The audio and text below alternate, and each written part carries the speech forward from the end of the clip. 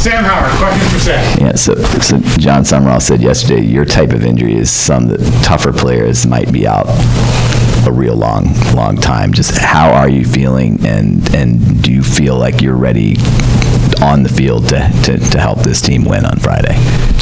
First off, it's a blessing to be up here, talking in front of y'all. Like you said, yeah, it was a significant injury for sure. But thanks to my coaches, the training staff, the weight room, everybody has been a collective group. My parents, they just supported me throughout this whole process, and they still support me right now. I'll tell you one thing, man. I have there's no other position group, no other position coach better than my position coach, man, in this world. Like Coach Taylor Polk, man. When I got injured, he took me under his wing. Hey, you coming with me? I'm gonna take care of you. So my family wouldn't have to come all the way down here and stop and cut off work and do everything. He took care of me, man, and I appreciate him. But it's just God's grace and mercy, man. His healing, man. He's just been healing me, man, and obviously I gotta push through certain stuff. So I'm fine, man. I'm gonna go out there and lay it on the line for my teammates. What happened on the injury? And I know you tried to push through it in that game, and then I think it turned out to be more serious than you realized at first.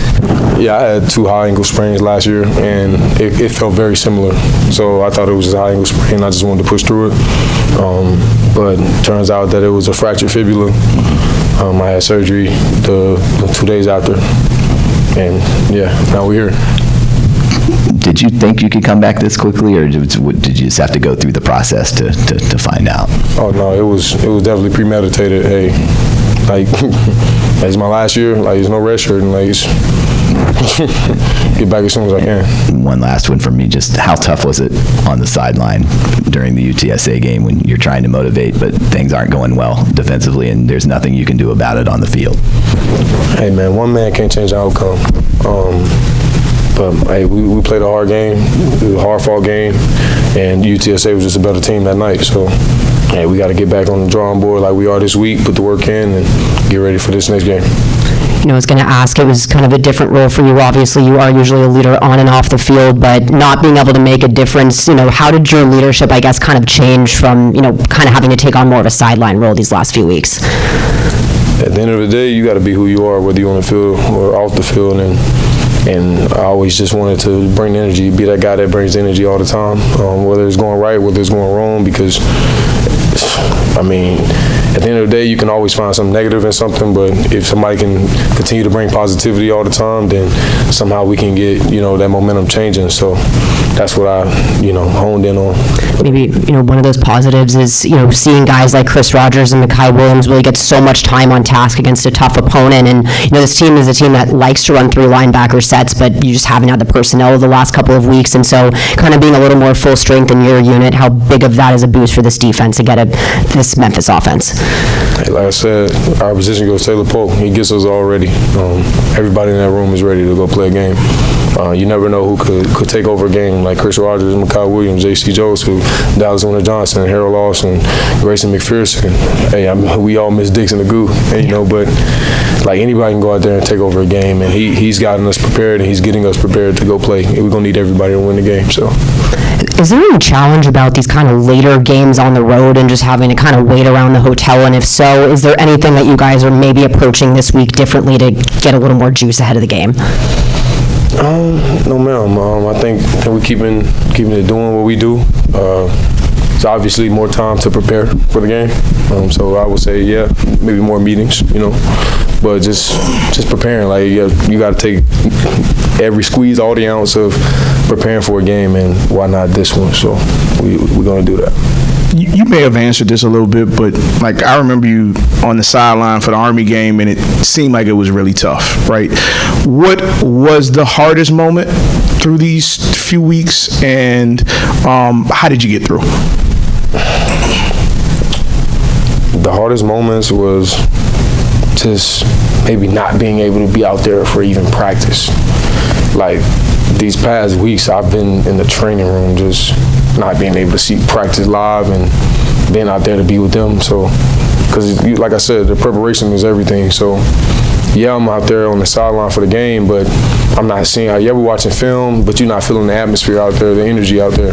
So being able to feel the energy now on the field and during practice, knowing how you can kind of get a sense of how we're going to play in the game, but you can't get that sense being in the training room. You know what I mean? So I think that was the toughest thing, and also knowing that I can't redshirt, like I know how tough this recovery is going to be, and I know how hard it is. So I was just like thinking, like, what if, you had a what if, like, what if I don't be able to get back for this game? What if I don't be able to do this? But like I said, like, I just pray about it, and I got people praying for me. So it's just taking it day by day, bro. It's ironic that the game that you return for is Memphis, based on how that game went last year especially. Does that bring any extra motivation for you, knowing kind of what that game represented last year?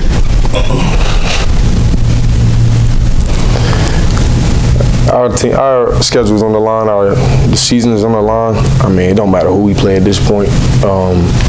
We gotta find a way to come out with a victory. So we could be playing Louisiana Elementary, or we can be playing the Kansas City Chiefs. Like we gotta go out there and lay it on the line and put our best foot forward. So. And quarterback Brendan Lewis is definitely different from Seth last year. But just can you speak to maybe his dual threat abilities and what's the most important thing to watch for with him? Oh, he's definitely a great player. He's obviously coached well. We're just gonna have to contain him in that pocket for sure. He can definitely hurt us with his legs just as well as his arm. So just being able to keep him contained and get him rattled early in the pocket, I think would be good for us. We were talking to Coach Summerall earlier this week, and he said it was the first day we saw you back on the field. He said you are not a thermometer; you're a thermostat. You change the entire feel of the field when you're out there. How does that make you feel? It's just giving me joy because that's just what God is doing through me. You know what I mean? Like, he's just using me to be that. I mean, I can't take credit for that. I mean, my mom raised me well. Like, my mom, shout out to my mom. Like, she did it by herself, and obviously with father figures and coaches, other coaches that I grew up with, and my stepfather. Like, shout out to my parents. Like, they've done a great job of just teaching me what to do, like, how to be, and I'm thankful for them. So, like I said, I can't take credit for it. I love my teammates, man. So, yeah. Granted, this isn't Louisiana Elementary or the Chiefs. Coach had talked about how even the same situation with seeing Army last year as well. Two totally different teams between you all and Memphis as well. But how much do you reflect on how the game went against Memphis last year? Like, is there a chip on you all's shoulder with that? For sure. They ruined our season last year. Because after that game, it just seemed like we didn't bounce back. We never bounced back mentally, and they ruined our season last year. We definitely got a chip on our shoulder. This game definitely means different, for sure.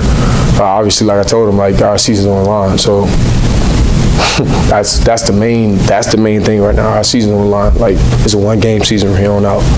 So just, like I said, we got to play with an edge. I mean, because it's a great football team, as everyone knows. So just come out there and put our best foot forward.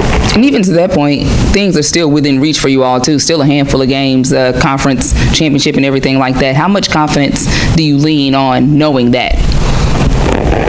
Just how we practice. I mean, like our scout team, like, we might have the best scout team in the country. Like, they're landing on the line for us. We got guys out there, like, that's hurting, that's sick, that's going out there and, like, laying their body on the line to help us win. So it's just seeing that, like, that gives me joy, that gives me confidence to know, like, hey, like, we're paying the price daily before that game. Like, you can't just go out there and practice and go through the motion and think you're gonna go out there and win a game on Saturday or Friday. So just the way we prepare, like, you can have confidence in preparation. So, yeah. And then lastly for me, you talked about you coming back was premeditated. Obviously, you want to come back for the season, but why was that? Like, why does it mean more for you to have come back as quickly as you could have, especially with a significant injury? Because my motto, man, like, even when I was a preferred walk-on. Like